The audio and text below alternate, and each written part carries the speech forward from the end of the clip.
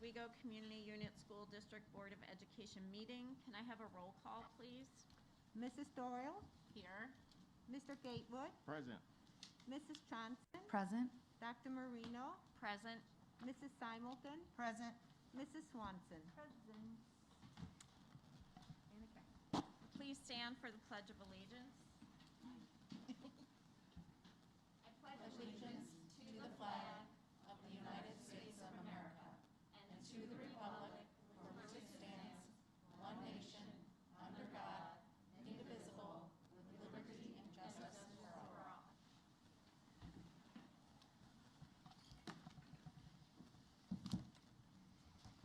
All right, item 4.1 is recognitions. Tonight we recognize our January Pride winners. Tonight the Board of Education acknowledges Pride winners for the month of January. Pride stands for proudly recognizing individuals demonstrating excellence. The Board of Education implemented this program to recognize, promote, and celebrate the many contributions made by teachers and employees across the district. Teachers of the Month, sponsored by Allied First Bank, recognizes what our teachers do day in and day out for the continued growth and success of our students. Congratulations to the following teachers for having been recognized as January Teachers of the Month. Sonia Barajas, a teacher on special assignment with the English Learner Department. Mike Cavello, 4th grade teacher at Long Beach Elementary. Janelle Dahlstrom, a dual language teacher at Boulder Hill Elementary. And Brittany Morelli, a 3rd grade teacher at Boulder Hill Elementary. Employees of the Month, co-sponsored by Chick-fil-A and Huntington Learning Center, recognizes those employees who go above and beyond and are always willing to lend a hand. Congratulations to the following employees for having been named as January Employees of the Month. Linda Farron, Health Services Secretary at the District Office, and Sergio Rodriguez, Security Dean's Assistant at GOAL. We'd like to remind our community that the district has an open nomination process, which can be found on the district's website. We thank our generous district partners, Allied First Bank, Chick-fil-A, Huntington Learning Center, and Culver's for helping to make this program a success. Again, congratulations to our January Pride winners, and I think we can all give them a round of applause.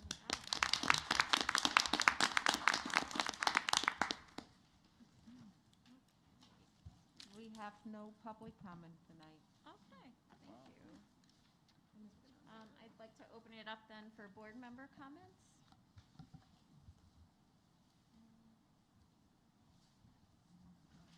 Any comments? I'll just let the public know that we'll be doing interviews this week for the vacancy. And so hopefully we will be letting you know early next week. I guess we did have our Equity Board Advisory Committee meeting. Not yet. Well, board committee reports are next. Oh, If you want to start with the equity committee, we can. Yeah, it's real short. So our committee looked to review some of the policies that some of the policies that our policy committee is reviewing. And so I think just to say that they are very excited about the opportunity to review and bring their thoughts and expertise to our policies, because this is something new that we're doing in the district this year, and it's helping us to align what's happening within all of our committees and giving voice to what's happening within those committees to all the committees, and having opportunities for them to have input. And so they're very excited about it, and that's pretty much what I had to say today. Thank you. Can we hear from the Finance and Facilities Committee? Sure. We had our meeting on Tuesday, and we reviewed the progress on the Envision 308 facility maintenance plan. It was a really impressive presentation by our architects. I think they did a really good job, just a really good job capturing what we had been asking for in terms of identifying whether things were wants or needs.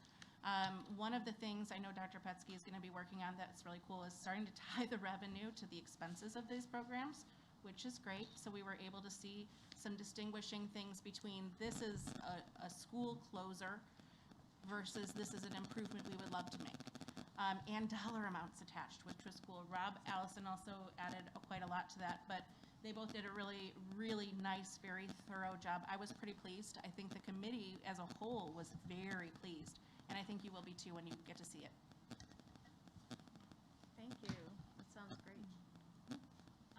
Policy and Legislative Committee? Go ahead. Go ahead. You want to rock, paper, scissors for it? I got a fancy list. You want to wait and just do them when we do the policies, or you want them now? Hold on. We kicked a couple to teaching and learning, Teaching and learning. and we kicked, I'm going to do teaching and learning. no, but we kicked a couple policies to teaching and Oh, learning. I was flipping through my notes. Clearly, it's been a crazy week. I think for the most part, there was 5:10, which is on for information tonight. Actually, Ruth Croner and the Equity Committee had made some changes to that one. They wanted to kind of wordsmith it a little bit. So instead of saying equal opportunity and minority recruitment, we changed it to replace the current language with the following. The district will accurately recruit and hire individuals from diverse backgrounds. We wanted it to be more inclusive for everyone. And we did that. That was Ruth's going out party. And we made some small changes. We did a couple other small, like we replaced needy students with students in need. Kind of just some wordsmithing on a lot of these. Yeah, I got a few members who went through them pretty good with it was, a good meeting, as usual. Great, thank you. Is there anything you wanted to add, Jennifer? No. No? Okay, teaching and learning. On January 12th, we reconvened after winter break. Ms. Dahlquist presented the winter FastBridge assessment data. As a reminder, this is our first year using the FastBridge assessment in grades K through 8 to assess our reading and math skills. This data was preliminary, so Faith had broken it down, but it was still brand new, like they had just received the data. So the principals are now processing that data to inform instructional strategies that will be implemented soon if they haven't already. We have one more screening window scheduled for the spring, and at the end of the year, we'll review the data across the 3 screening windows. And we look forward to working with FastBridge and developing longitudinal student data over time. Nice, thank you. Now for our superintendent's report. Well, thank you, Dr. Marino. Good evening, Board. I have a handful of items I would like to speak to this evening. My first item is to thank our Transportation Department for all their good work. Last week, we sent out communication informing parents that we had to make some modifications to transportation due to having a large number of employees, bus drivers, and monitors out sick. Everyone pulled together, created a good plan that affected the fewest number of students in a very short period of time. And I'd also like to thank the parents, the students, the teachers, and staff for their understanding and their flexibility, because I know when these types of things happen, it causes additional work and stress for others as well. I'd also like to thank our district maintenance and our members of the OCMA for all their good work and the snow removal this past weekend. Clearing the sidewalks and parking lots is a lot of work, and this morning we got the additional snow at about the worst time you could get the additional snow at. And so I say good work to both the maintenance and OCMA. And also thank you to our transportation drivers and monitors. We called in staff early this morning, so we made sure that our bus routes were on time as well as they could be. So I thank all the OTA. I'd like to say congratulations to our 308 robotics team on a great season thus far. All 6 teams competed at the Mount Prospect qualifier in December, and 3 of those teams advanced to the Einstein State Tournament, which took place on January 15th at Elgin Community College. All 3 teams represented very well, and one team in particular, the Tectastic Travelers, won a finalist award for their innovation project and were selected as the winning team and only one of 2 teams to receive the Global Innovation Award across the entire state. Yes, we also had 3 state qualifiers, so congratulations to the students, the coaches, all the volunteer coaches that we have with our robotics program that work with all of our students. They're doing a fantastic job. Also, congratulations to the Oswego East boys basketball team on a great season thus far as well. I had the opportunity to watch them play on Friday night at home against Plainfield South. They are now 22-1 and 10-0 in the conference. So, I mean, pretty phenomenal year right now. Pretty phenomenal year. On January 17th, I had the opportunity to participate in the Human Library. I'd like to thank Dr. Waller for organizing this year's event, and I'd like to thank Dr. Pajasic and Mrs. Simulton for bringing this to SD308 for the first time last year. The Human Library is a collection of books which are actually people. The Human Library is like a physical library where you go to seek information and you get to find answers.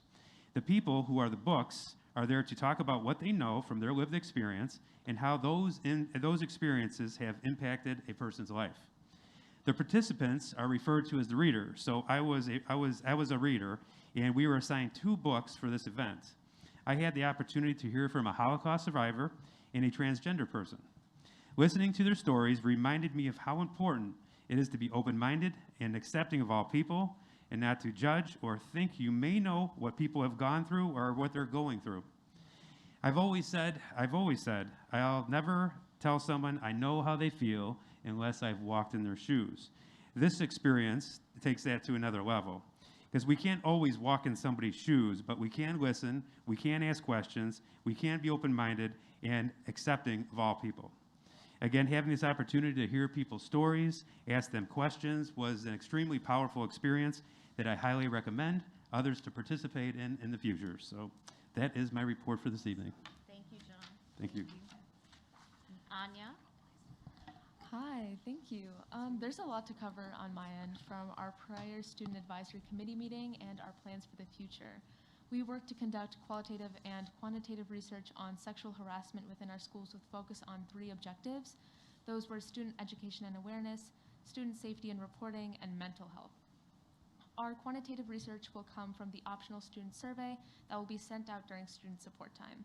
An email was sent out with the details on the importance of our survey, and we would greatly appreciate student input to better address our research topic of sexual harassment in schools. On February 2nd, our committee will review the data collected and interpret the results. At our last Student Advisory Committee meeting on January 20th, we conducted our qualitative research on 4 articles centered around student beliefs about harm, wrongness in school policies, school climate and sexual harassment, and associations with bullying and sexual harassment. We analyzed the articles through the lens of the 3 objectives described before: student safety and reporting, student education and awareness, and student mental health. We also explored the word interpersonal violence as a broader term to apply our research within school settings. It includes sexual assault, dating violence, and sexual harassment. Through research and group discussion, we pulled together major points relating to our 3 objectives. We first noticed how one instance of sexual assault can be recorded through studies as more harmful than bullying.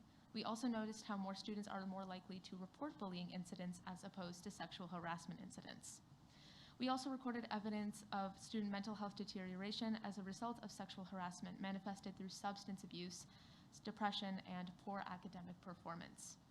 Finally, we differentiated between the effectiveness of proactive intervention, which uses staff to intervene in an incident before anything has occurred and was not effective to reduce rates of reported sexual harassment in a study, versus reactive intervention, which allows school staff to intervene during a violent incident through proper training and is more effective within school settings.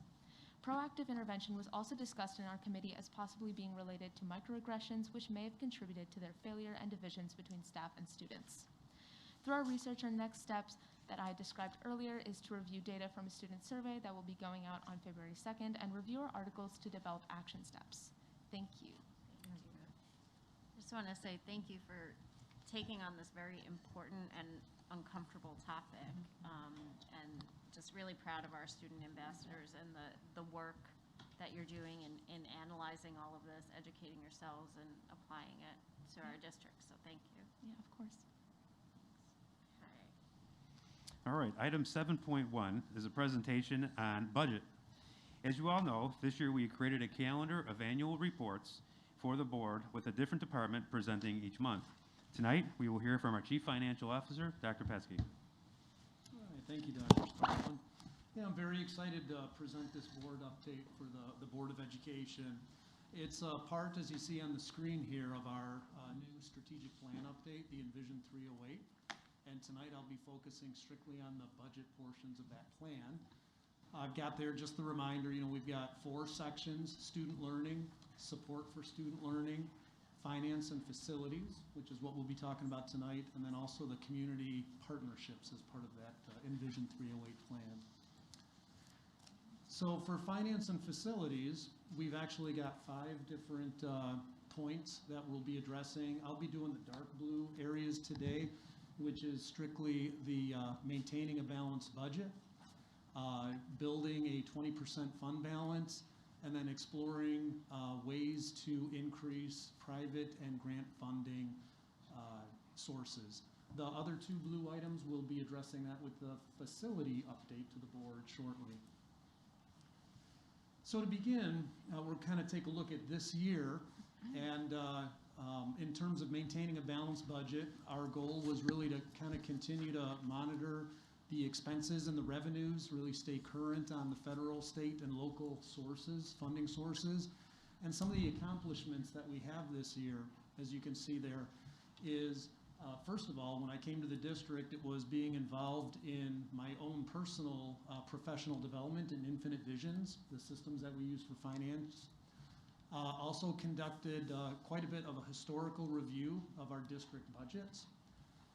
Familiarized myself through my department and other departments with past audits and budget findings from previous school years.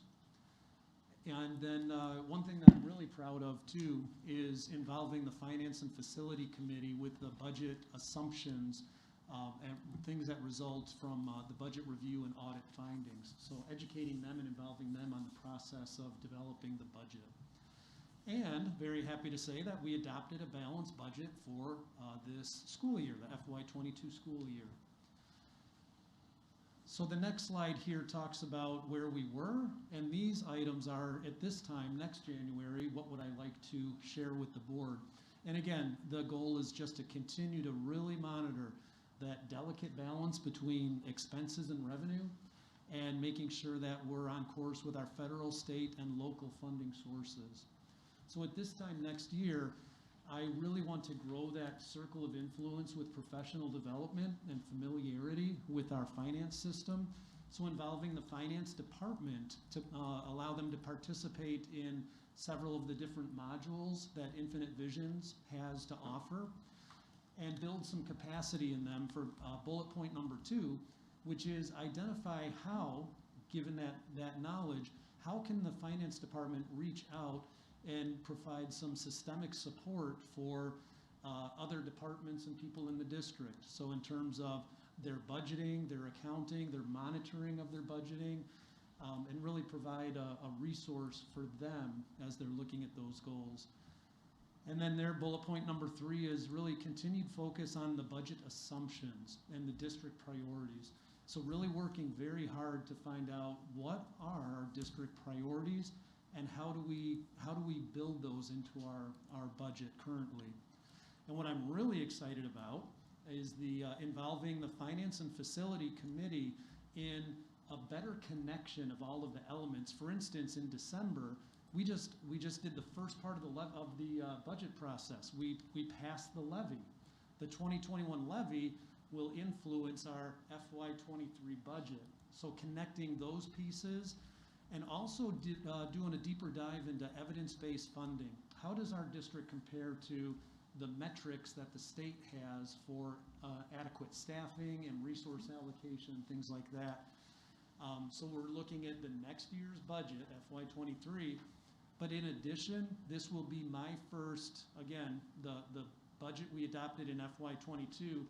Next year, we'll also be looking at the FY22 audit. So we'll be looking at how does this audit compare to what the budget assumptions were. The audit that I just recently got, that was last year's, and we'll definitely be going through that. But I'm excited to bring this piece together for the board as well. And here's an example of just kind of an artifact, I guess, that I wanted to share with the board. So what you're looking at here is the district has 9 different funds that we've talked about, but when we did the budget and the levy, we talked about the biggest, the operational funds. Number 1 is in the first blue circle there, you can see our ed fund. And next to that, to the right, you can see Fund 20, which is our operations and maintenance fund. Now going to the lower blue section, you can see another of our funds is the Transportation Fund, Fund 40. And then right next to that is our IMRF Social Security Fund. So highlighted in black in the Ed Fund, you can see we have a budget of $184 million. Today, we have currently spent, as of January of 2022, we've spent $80 million. And so next to that, you can see we are about 43% of our budget has been spent. If that number were at 75%, I'd be a little concerned. If it were 10%, I'd be a little concerned. We're basically about halfway through the school year. So what we want to see is about a 50% budget. Below that, in the blue then, what I do is I break it down. That $184 million is broken down into objects. The objects 100 are salaries, and then 200 are benefits, 300 are purchase services, 400 is what we budgeted for supplies, and then 500 is our capital outlay, 600 is other, a lot of special education, leases, things of that nature, and then 700 is non-capitalized equipment. So you can kind of take a look, the number in black, 184 million, well, how does that play out? Is there any one area in our budget that we see any red flags with our spending? So for capital outlay, that's one you can notice right away. We've already spent 69% of that budget. That's one of those accounts where we had a project, we know what that project was, we identified it, and we spent a majority of those funds right away. But we do have some of those funds left over that we can still spend. So some of those numbers up there, there's kind of spending trends in the district. We either spend a lot of money in August, September, and then there's not a lot of spending, or we also do a lot of spending in April and May. So we'll be monitoring that. And that April and May and those types of things are in the supply accounts and the supply accounts and the purchase service accounts. So we'll be keeping a close eye on that. So hopefully that artifact gives the board just kind of something to look at and shows you how the finance department is monitoring kind of how are we doing with our budget? Are we way over, way under, or right on target? Then we talk about our second goal, which is building a 20% fund reserve by 2026. So here we want to, the goal here was to explore current budgeting perspectives and practices and alignment to the district educational needs. And here you can see some of the accomplishments for this year was working with Forecast 5 to learn their forecasting system and some of the assumptions that were in that system. We worked with them to develop an updated 5-year projection, and very happy to say that for the FY22 budget, we were initially projected to see a $780,000 budget surplus, but with ESSER funds and other revenue sources, we were actually able to increase that to $3.4 million surplus in the FY22 budget. So some of the budget reduction items that we came up with at the beginning of the year fed that as well. We do have a completed FY21 audit with updated fund balances, and which kind of measures how did we do with last year's budget and how did we end up with what we budgeted versus what we spent. And then one of the other elements too, very important for us in the finance department, that's developing a cash flow monitoring process to be able to find out what does our cash flow look like at any time during the year. Last year, we ended up issuing about $25 million in tax anticipation warrants for about 6 months. And this year, because of our financial picture, it looks like we'll be at needing about $20 million for 4 months. So I'll have some more to share with the board on that. So again, this next slide kind of talks about this time in 2023. What would I like to see in a year from now? And so what I'd like to do is not just explore current budgeting practices and alignment, I'd like to train central office administration on budget implications and considerations based on projected revenue and expenditures. So why is it so critical and important that we stick to our budgets and what that impact that has on our projections? So what we'll be doing is working very closely with Forecast 5 to build a very accurate projection on both near and long-term revenues. We'll tie district priorities to expenses and revenue to help feed those projections, and really formalize a cash flow reporting to allow updates and highlight revenue expenditure trends related to our 5-year projections. So what we hope to do, as you can see there, by 2026 is we would like to see our fund reserve balances at 20% so that we no longer have to borrow tax anticipation warrants for the cash flow purposes we have now. Here's an example or another artifact. I've shared this with the board in the past. It's a lot of really small numbers that you can't read on the screen.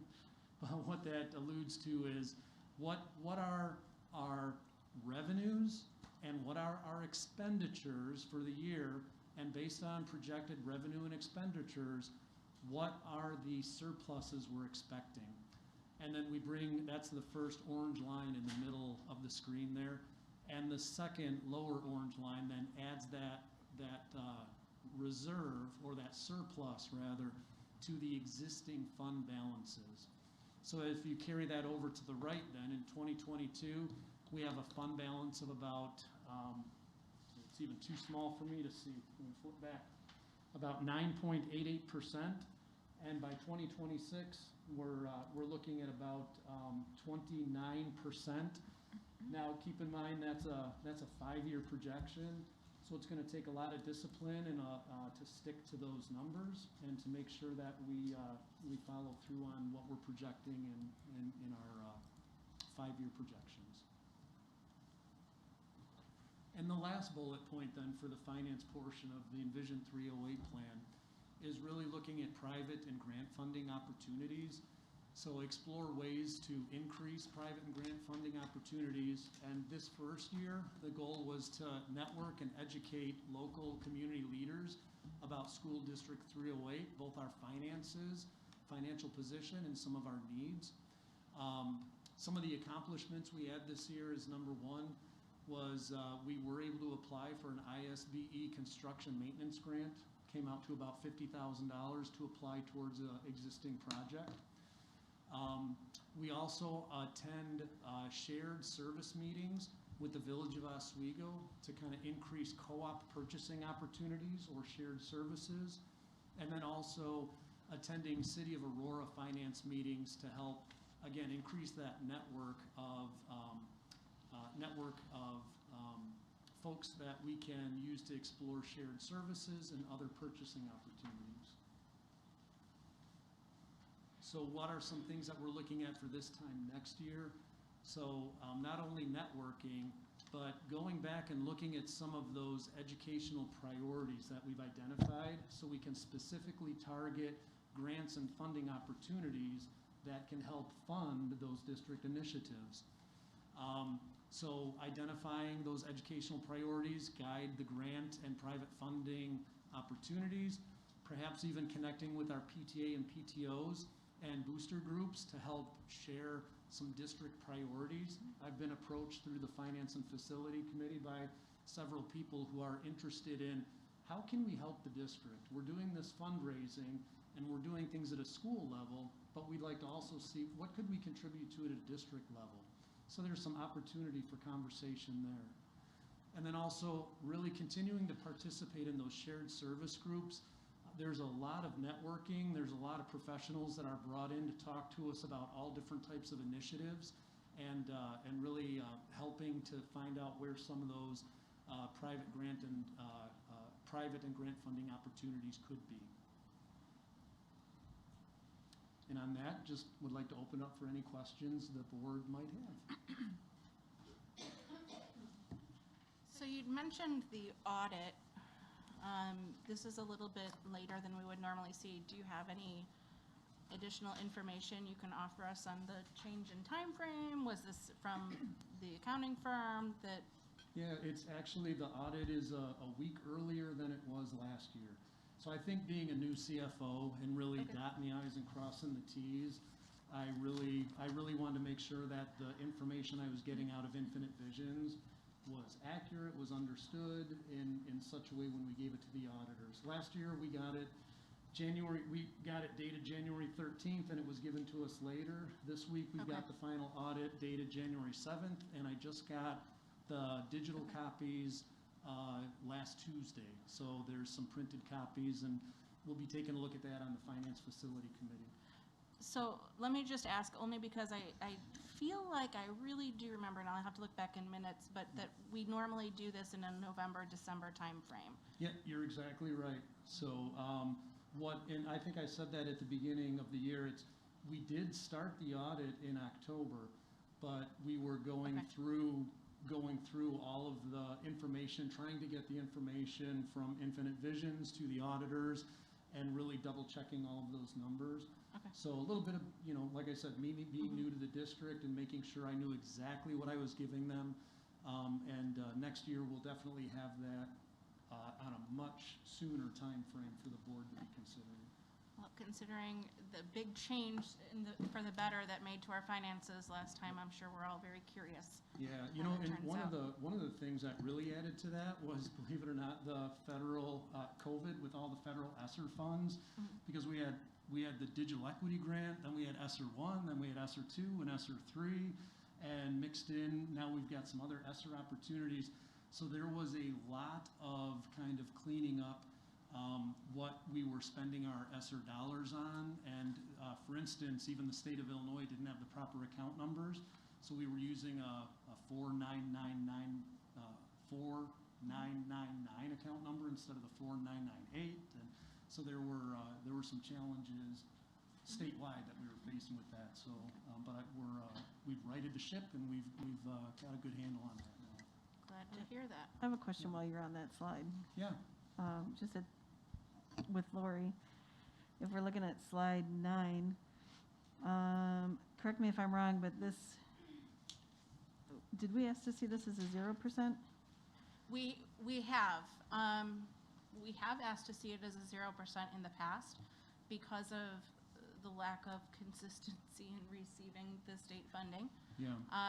And the uncertainty that surrounds the EBF being given. But I don't know, perhaps another board member can enlighten me. I feel like we probably did. You did.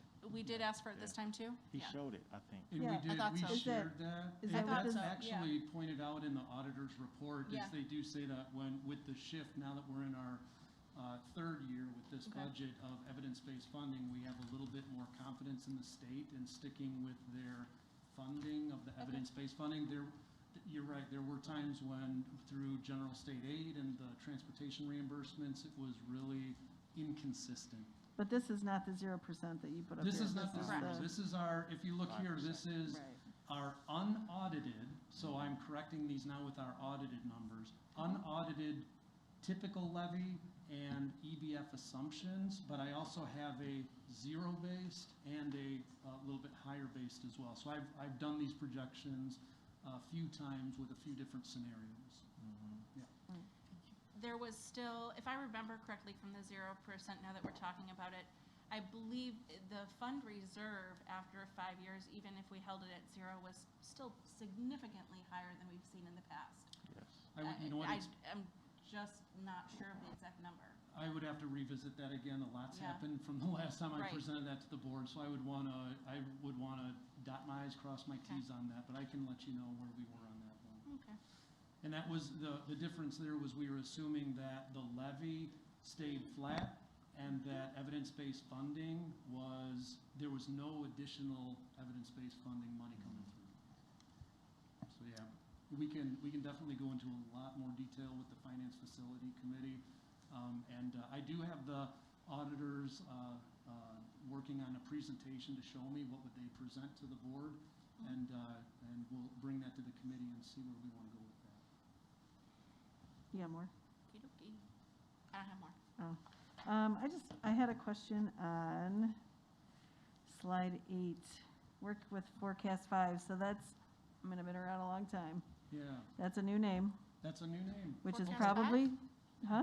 No, they're not Forecast new. We've used that for. Who's the- the- I we've think used the them for guy a on long Forecast time. 5 actually used to be employed here.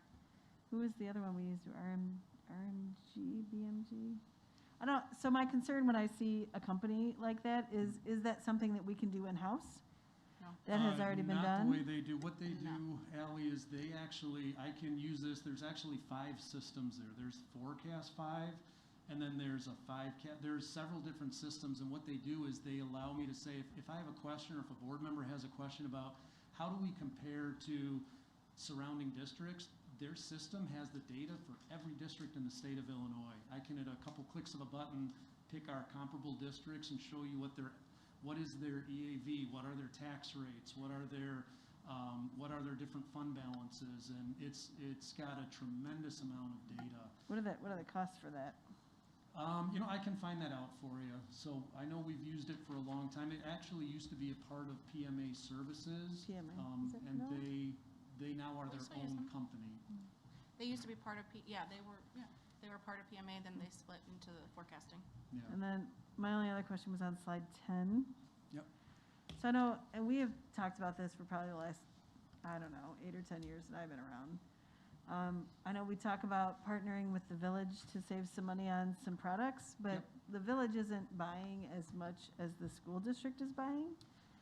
And I feel like since you're at the City of Aurora meetings anyway, have we reached out to any of the Aurora schools? There's Plainfield schools, there's all these schools that are around us that are buying similar items. Yep. And I have never for the life of me figured out why we're not collaborating. We do. The thing is, there's a lot more co-op partnerships, Sourcewell and other co-ops that they buy from.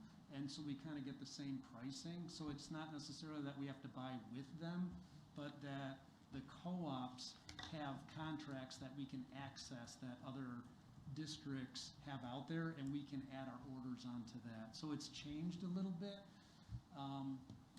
But we are looking at other ways to do some common purchasing.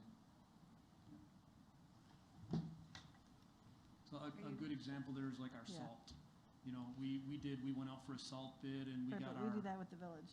our salt, and we bought it with the village, and we house it with the village. So we currently, they let us use their salt house Right. in the back by the transportation That was center. a couple years ago, yeah. Yeah. I have a couple questions. I think this is also slide 8, yeah. We're setting a priority of building a 20% fund reserve, but then we say success in 2026, the projections are 10.5%. Now, shouldn't those be in alignment? That's a big gap. And Dr. Sparrow and I were looking at those too. I think that's when I said, our assumptions, our typical levy assumptions and EBF assumptions, if those don't hold true, looking 5 years down the line, that's a long time to project out. So we will be updating that on an annual basis, at least an annual basis, if not quite a bit more, to see where we're trending. And making sure that our district priorities and such are, meet the window of our budget. So right now, you're right, in 2026, it says it's a 29.1% fund balance, which puts us at about 68 million. That's if the stars align and all of the revenue and expenditure assumptions play out the way they should. And what I'm excited to find out is when I update these projections now for next year, based on the audited data, how close were we with the new set of projections with this projection? Are we trending that way?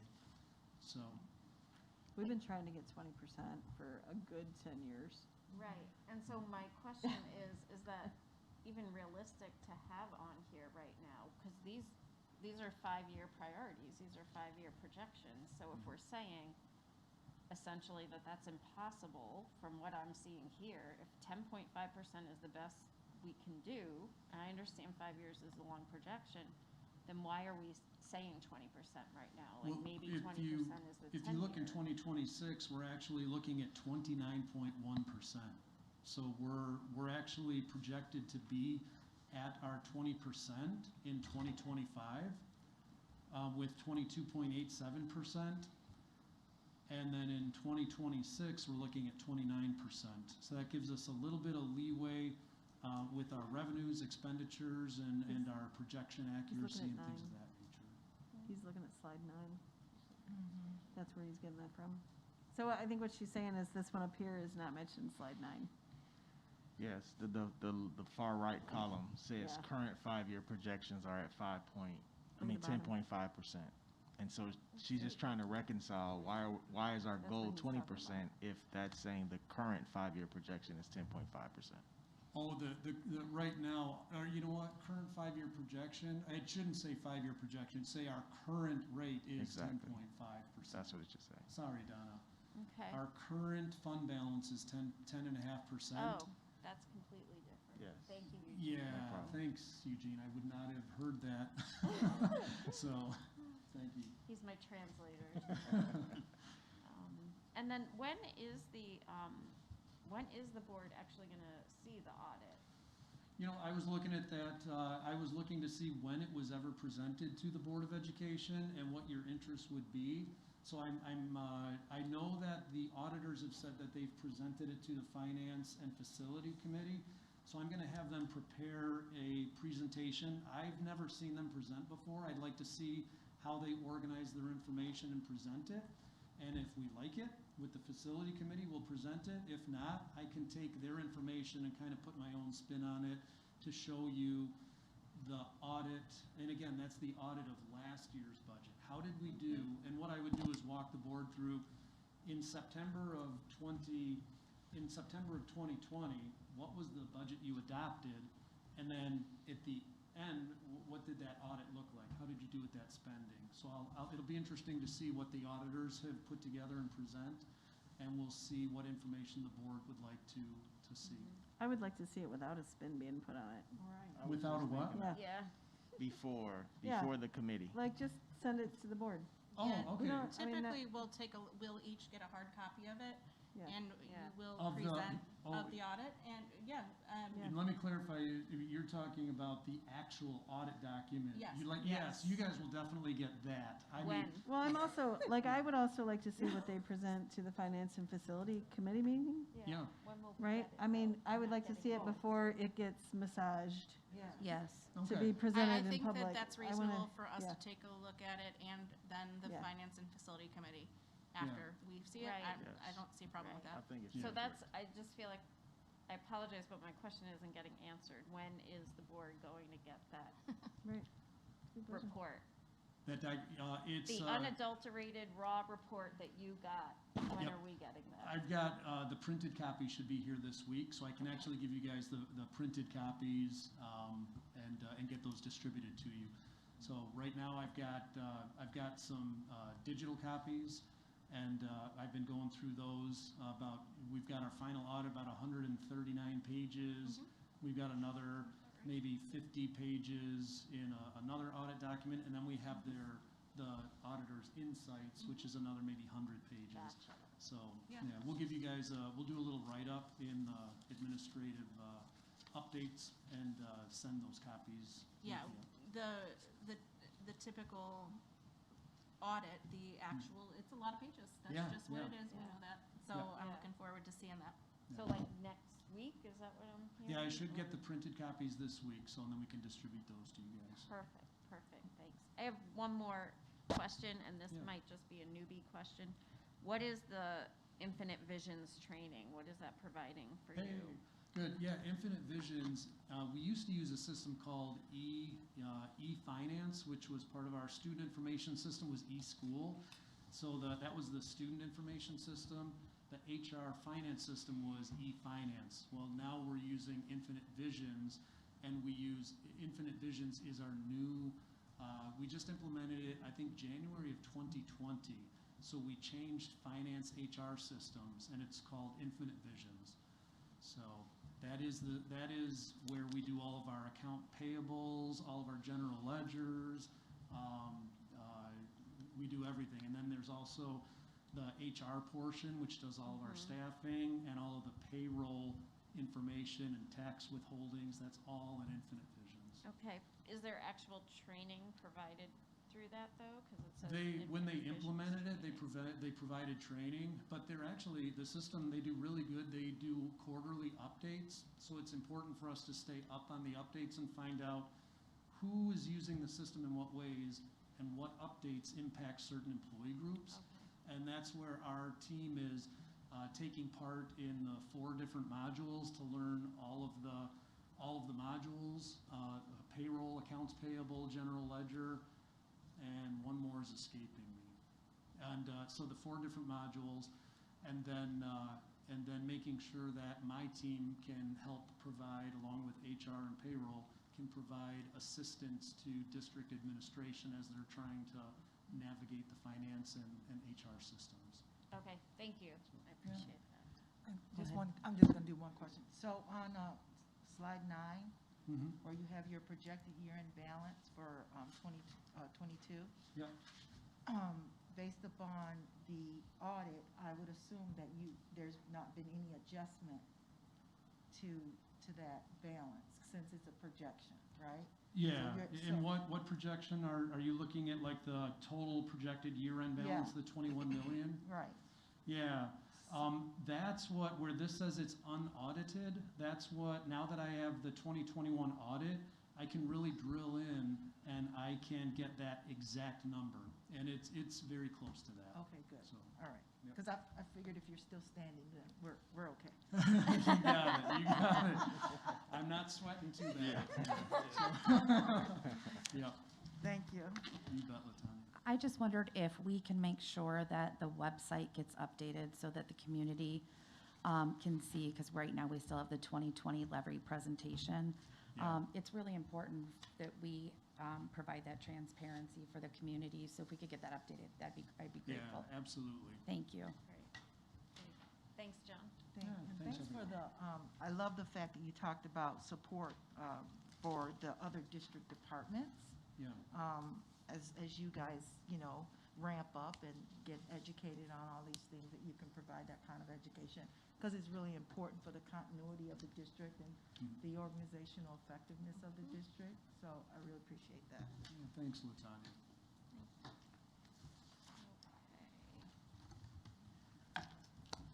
Moving on to the consent agenda, are there any questions? No. Okay, can I have a motion to approve the consent agenda, please? You can as soon as I get there.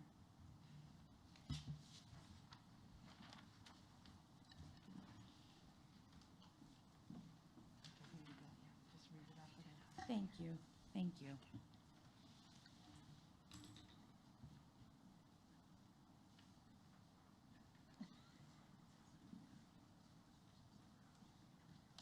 Starting here. Yeah. I make a motion to approve all items under consent, including 8.1, minutes from the Board of Education meeting on January 10th, 2022, open and closed session, 8.2 to acknowledge the FOIA request received by the district, and 8.3 to approve the following board policy minor changes, footnotes, legal updates, and/or updated cross-references. Section 3, General School Admission, 3:50 and 3:60. Section 4, Operational Services, 4:80. Section 5, General Personnel, 5:210 and 5:260. Section 6, Instruction, 6:130 and 6:320. And Section 7, Students, 7:750, 7:150, 7:200, 7:210. Second. Mr. Gatewood? Aye. Dr. Marino? Aye. Mrs. Simulton? Aye. Mrs. Swanson? Aye. Mrs. Doyle? Aye. Mrs. Johnson? Aye. Motion passes 6-0. Item 9.1 is information regarding policies that are being brought to the board for a first read. Does the board have any questions on the policies that have been presented? Just so you guys know, there were, wrong paper, so many papers. I don't think we had any big changes to these ones.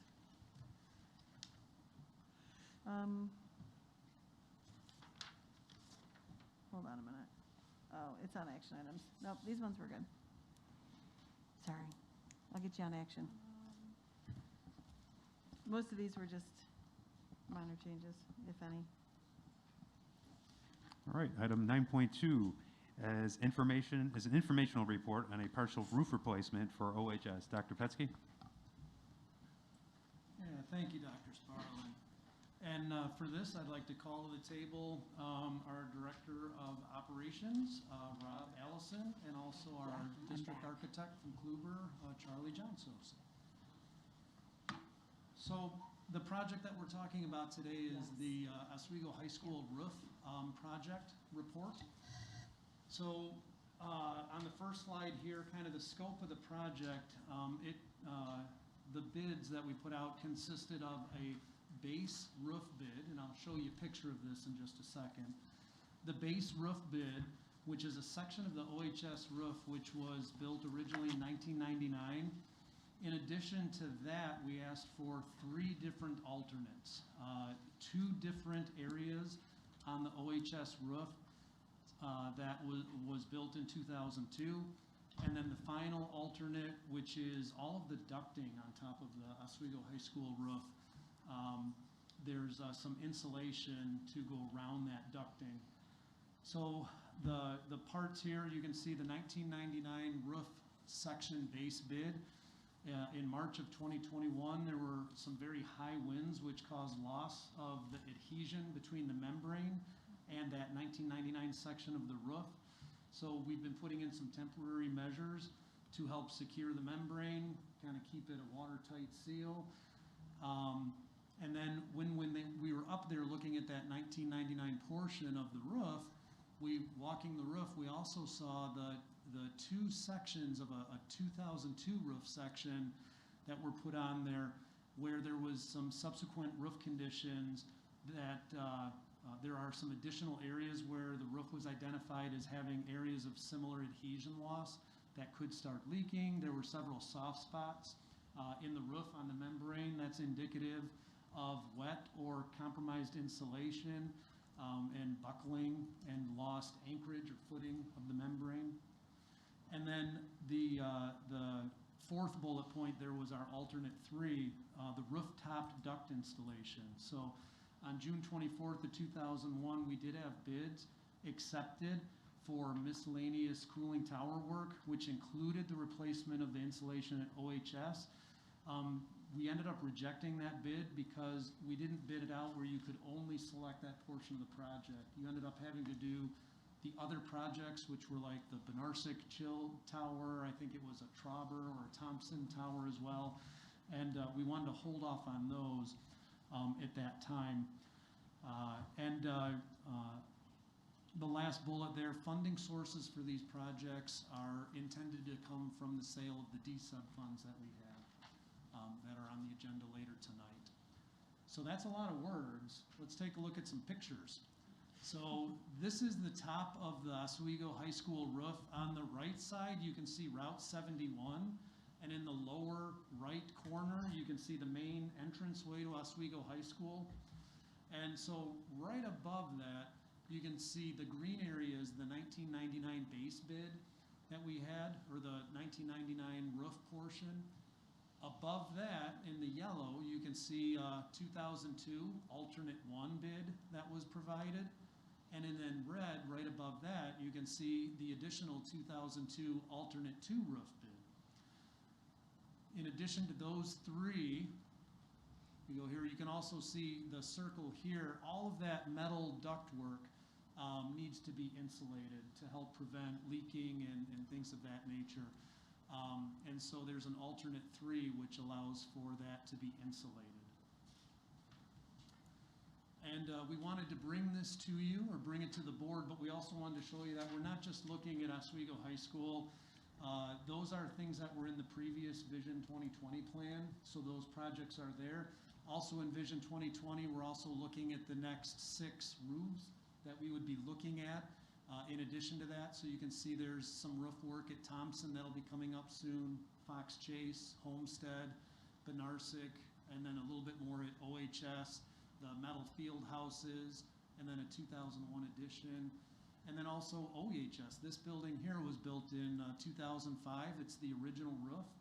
And Kluver uses a 23-year life cycle for the roof, and we're approaching that now and having conversations about those roofs as well. So we wanted to share that with the board as well. And leave some room for any questions that you might have. We're just bringing it to the board for information today. As you saw in the memo, it's not listed here, but the recommendation from our information would be, because of the efficiency of scale, we've already got people up there on the roof. When you look at the bids that came in, there would be some efficiency of scale if we did choose all three options.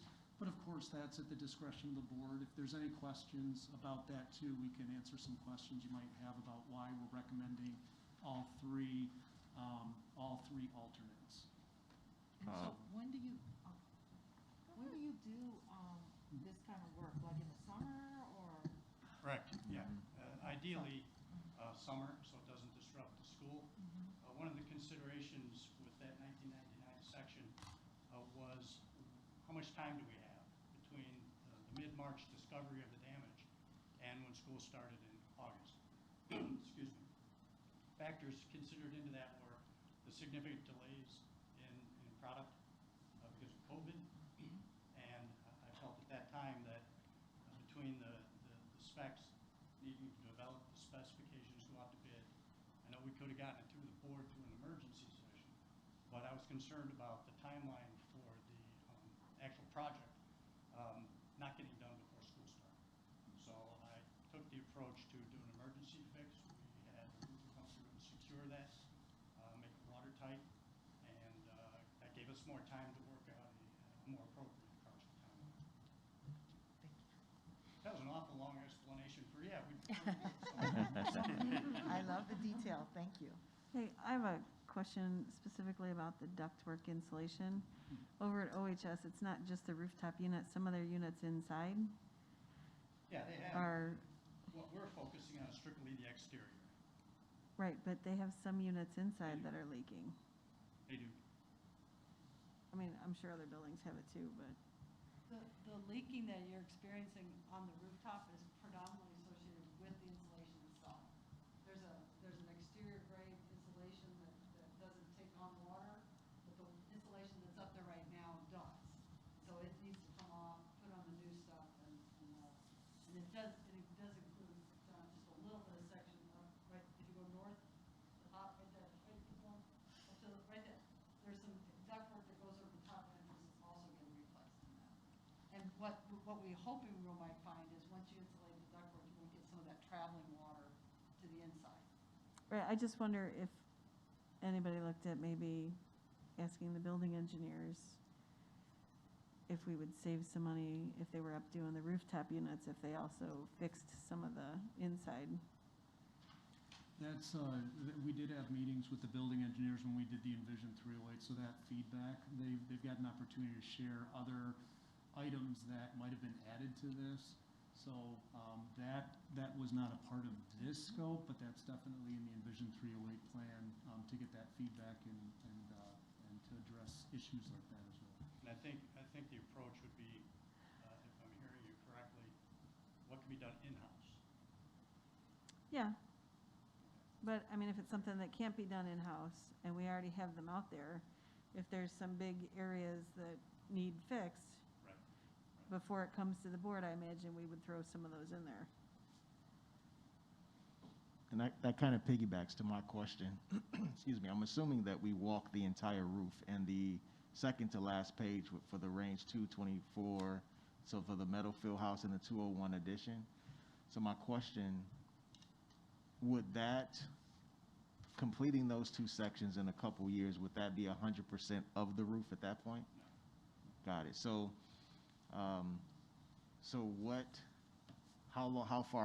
what's the condition of the rest of the roof based on, Yep. that assumption? Based on the assessments that we had, it was adequate. The OHS roof is broken up into about 5 or 6 different sections. So this would address 3 of those sections, and the others were deemed not needing attention at this time.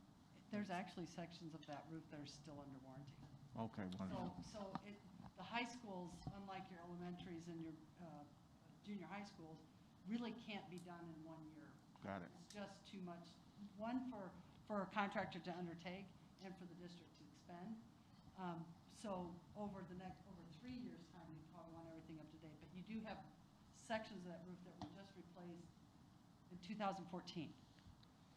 I think you just got my question. So you're saying within 3 years, we'll probably have to replace the entire roof across the entire building? No, that's just when the Okay. warranty expires. And got then, for instance, these typically roofs are about a 10-year warranty, but their life cycle is about 20 to 23 years. Okay, perfect. In 2012, we also had big additions put onto both high schools, so the roof in those additions is only 10 years old right now. Perfect. All right, got it.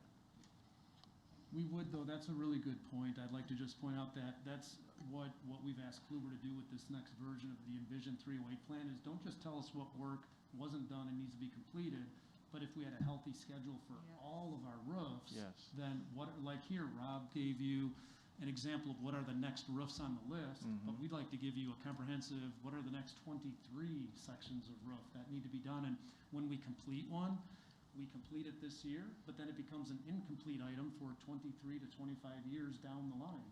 And Yeah. we keep on, we keep that cycle going. And the reason for asking that question is exactly that. When we're thinking about how are we going to pay for this, and we're thinking about, you said funding sources, the DSET bonds. If I remember, that was only about 15 million, and this looked like this could be a significant portion of that on one building. Yeah. Keep in mind, you're right, the D-sub that we'll be talking about later is, we're looking at selling up to 18 million, so it'll be about $17 million. And over the next 6 years, of which 85% of that 17 million needs to be spent in 3 years. And this project, all of those, as you saw, that's $2.2 million for all the roof and the insulation. So that's one of the challenges that we're faced with now is coming up with the high priority items and really focusing those D-sub dollars the next 6 years. What projects are we going to do that could lead to mission critical shutdown failure? And I'm sorry, I just want to press one more time, just for Rob's point, is that if we're only getting 17 to 18 million from the DSET bonds, but when they give us the total budget of all of the maintenance that needs to be done for all of our buildings, I just want to make sure that we and the community understands that budget could be, I'm just throwing a number off the millions beyond the 15 million that we'll have in a short period of time. Yeah, correct. It does sound like a lot of money, but keep in mind, we have 23 school buildings. I mean, and we have, like, just the roof here is 2 million. What about the boilers, the chillers, and all of the other maintenance? Now, keep in mind, that's why we want to link the Envision 308 plan to funding source, because we want to see what do we need those extra capital dollars for to get back on a healthy cycle, but then how are we using our current O&M, daily operations and maintenance funds, to help support and keep those projects on a healthy scale as well. And that was to Ali's point. I got it. Thank you. Yeah, thanks, Eugene. And just confirming, obviously, it's always nicer to have 3 bids, but we only had 2 companies respond to our, okay. And I think the board doc included information on why certain companies elected not to bid. Okay. We had a total of 8 plan holders. And the other 5, or I shouldn't say 5, 7 plan holders. The other 5 bidders had a variety of reasons of why they didn't bid. One was as simple as they didn't get their bid in on time. But 2 others had already filled up their scope of work for the summer. They didn't need additional work. Okay. Okay.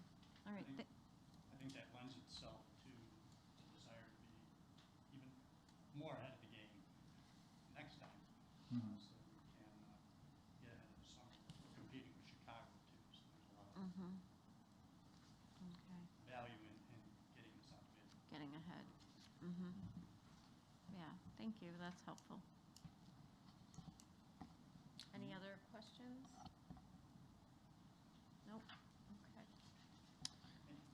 Thank you, Rob. Thank you, Charlie. Thank you.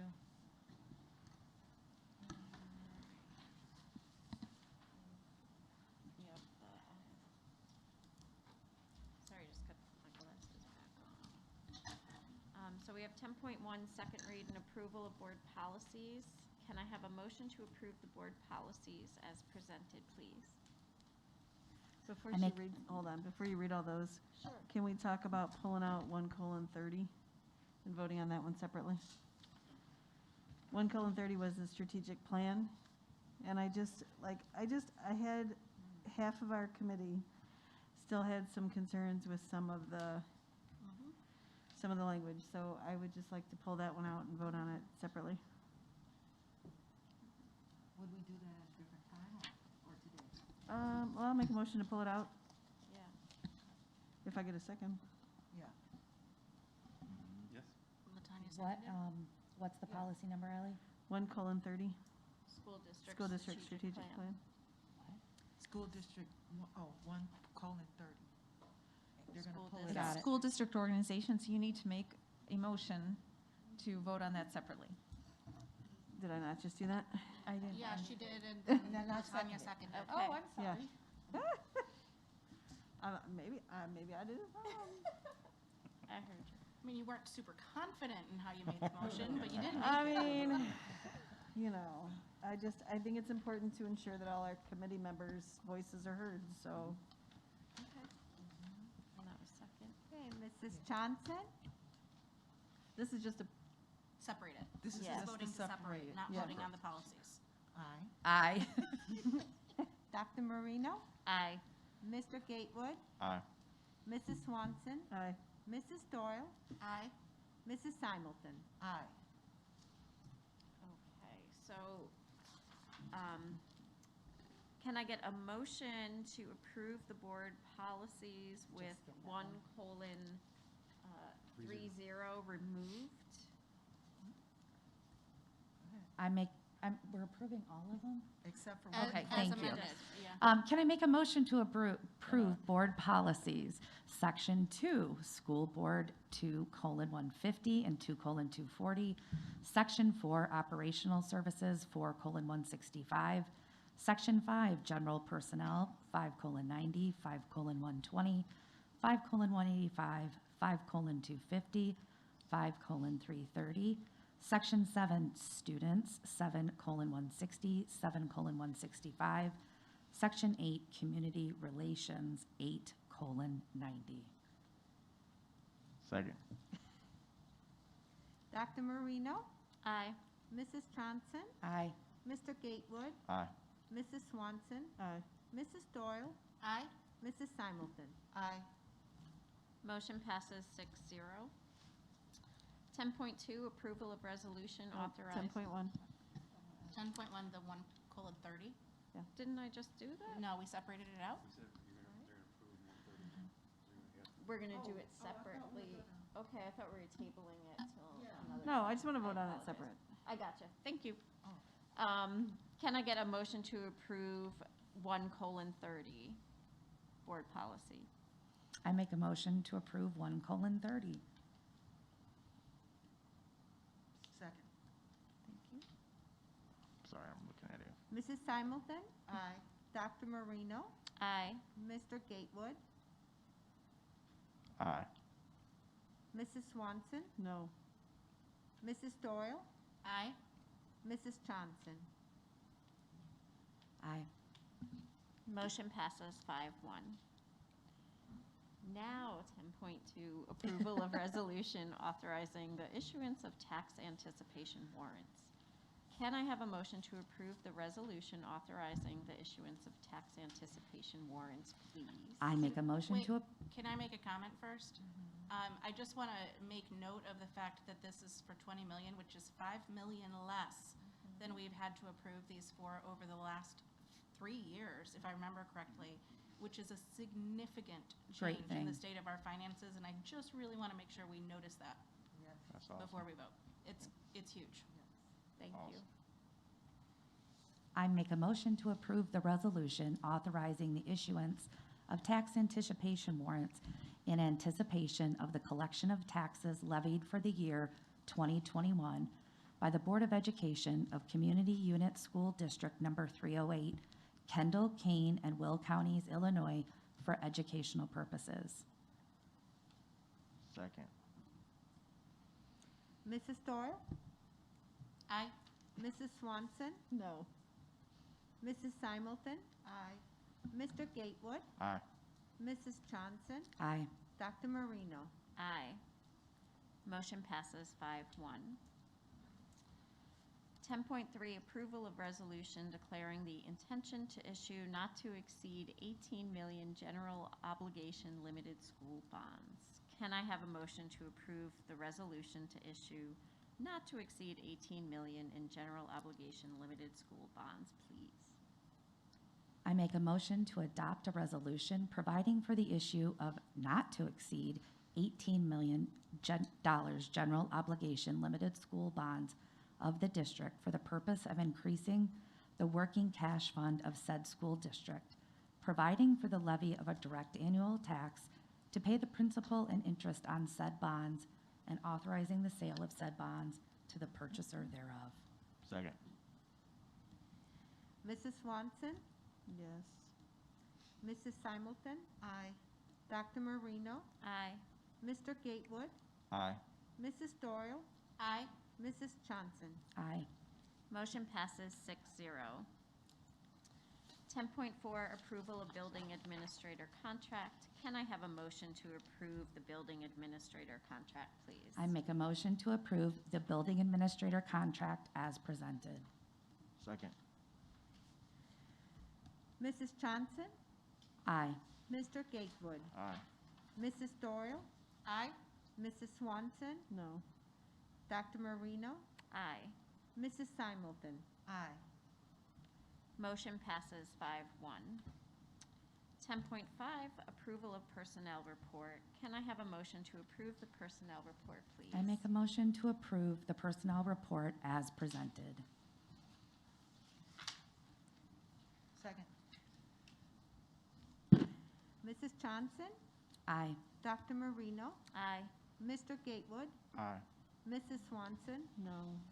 Mrs. Doyle? Aye. Mrs. Simulton? Aye. Motion passes 5-1. Can I have a motion to return to closed session? I make a motion to enter into closed session under statute 5 ILCS 120/2C3, the selection of a person to fill a public office as defined in the Open Meetings Act, including a vacancy in a public office when the public body is given power to appoint under law or ordinance, or the discipline, performance, or removal of the occupant of a public office when the public body is given power to remove the occupant under law or ordinance. Second. Mrs. Simulton? Aye. Mrs. Swanson? Aye. Dr. Marino? Aye. Mrs. Doyle? Aye. Mrs. Johnson? Aye.